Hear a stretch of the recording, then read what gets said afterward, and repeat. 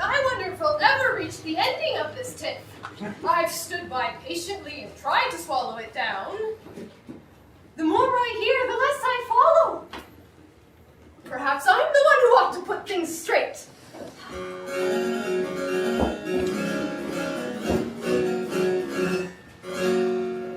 Speak when I tell you to. You others, wait. In simple language now, how has she hurt you? I have no doubts at all about her virtue until I heard the rumors. I sped back here at once, praying I'd been misled. My overwhelming passion carried me home within a week to find her married. Married? To who? To him. To him?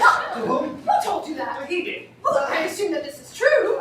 I just said that I was the husband of my wife. I thought, because I found you with my portrait in your hand. Yeah, he is. And heard you reprimand on my life. You said that the woman was your wife. She is.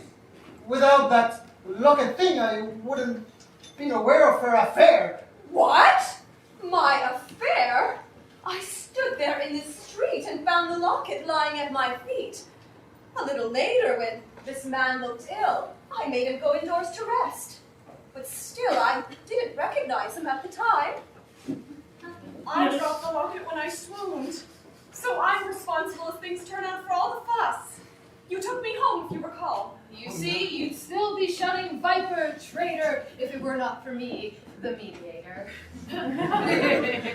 Did this happen to us or did it not? Oh, for a while my forehead felt really hot. I'm not convinced yet that my premonitions were altogether false. I have suspicions. In that case, I propose you a lasting truth between us, where I have more to lose than you. Let's trust to each other to the full. Agreed. But if you slip, beware the mole. Good heavens! If this is true, what have I done? The consequence of one distracted moment. Thinking you had broken your marriage vow and gone back on your token, I took revenge by consenting to a wedding, which I'm sure to spend my life regretting. My father has my promise, I foresee. But here he comes. He'll keep his pledge to me. Monsieur, I have returned, as you will note, still deep in love, still ready to devote myself entirely to Célie and prove that I am worthy of her hand. Monsieur, you have returned, as I well know, still deep in love, still ready to devote yourself entirely to Célie and prove that you are worthy of her hand, and so I am at your service. My reply is no. Is this, monsieur, the way you keep your oath? It is, monsieur.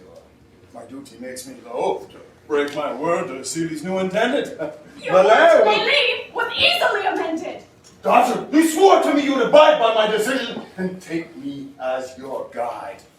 Moliere will be here. Oh, well, there's his father now. Come to make it. About the wedding plans, I take it. Wilbraham, what brings you here without warning? New information, which I learned this morning. It cancels our agreement. For my son, who was supposed to wed Célie, has done what none of us who are close to him suspected. For 4 months, he has been the undetected husband of Lee. I can't annul the match. She's wealthy and well-bred. A splendid catch. I've come to ask Oh, it's ended perfectly, and we'll start reconsidering immediately. Let me reveal that long ago I said I would give this young man to Célie. And I wouldn't dream of having any son-in-law but him. Full of honor and other attributes. a handsome couple. Thank you, monsieur. May you thrive for making me the happiest man alive. We'll set the date. Everything is decided.